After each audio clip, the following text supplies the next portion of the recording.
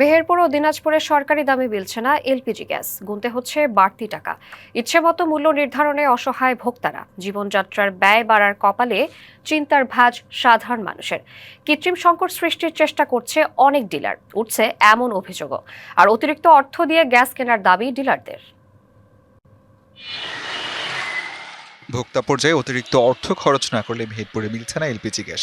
বাজারে ইচ্ছে মতো দাম হাঁকিয়ে করা হচ্ছে বিক্রি, মানা হচ্ছে না সরকার নির্ধারিত মূল্য ১,৭২৮ টাকা। হু হু করে জীবনযাত্রার ব্যয় বাড়ায় অসহায় ভোক্তারা, ক্ষুব্ধ অনেকে। সরকার যে রেটটা দেয়, যারা ডিলার রয়েছে, যারা খুচরা ব্যবসায়ী রয়েছে, তারা কম করে 200 টাকা 300 টাকা করে তারা বেশি নিচ্ছে।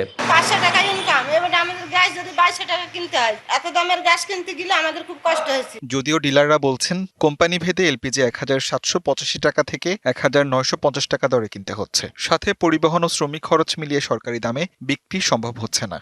আমাদের ট্রাক ভাড়া আছে, কর্মচারী স্যালারি আছে, তেল খরচ আছে, গোডাউন ভাড়া আছে, সবকিছু মিলে লোডিং আনলোডিং কস্ট মিলিয়ে এখন ১৯০০ টাকা কিনে যদি ১৯৫০ টাকা না বেচি, তাহলে আমাদেরও 2 টাকা থাকে না।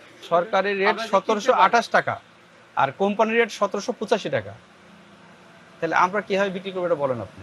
শিয়া বাটার ও ভিটামিনে সমৃদ্ধ লিলি বিউটি সোপ, তারুণ্যময় উজ্জ্বল ত্বকের জন্য। এমন পরিস্থিতির জন্য সরকারের তদারকির অভাবকে দায়ী করছেন ক্যাব সভাপতি, আর অসহায়ত্ব প্রকাশ করেছেন ভোক্তা অধিকার সংরক্ষণ অধিদপ্তর। সরকার বারবারই দাম নির্ধারণ করে, কিন্তু সে দামে আমরা জিনিসটা কোন সময় পাই না। বলছে এক রেট, হচ্ছে আর এক রেট। তো সাথে ক্রেতা এবং ভোক্তা যারা, তারা প্রতারিত হচ্ছে, কারণ সরকারের বেঁধে দেওয়া এই দামে কেউ কোনো জিনিস অর্থাৎ গ্যাস পাচ্ছে না।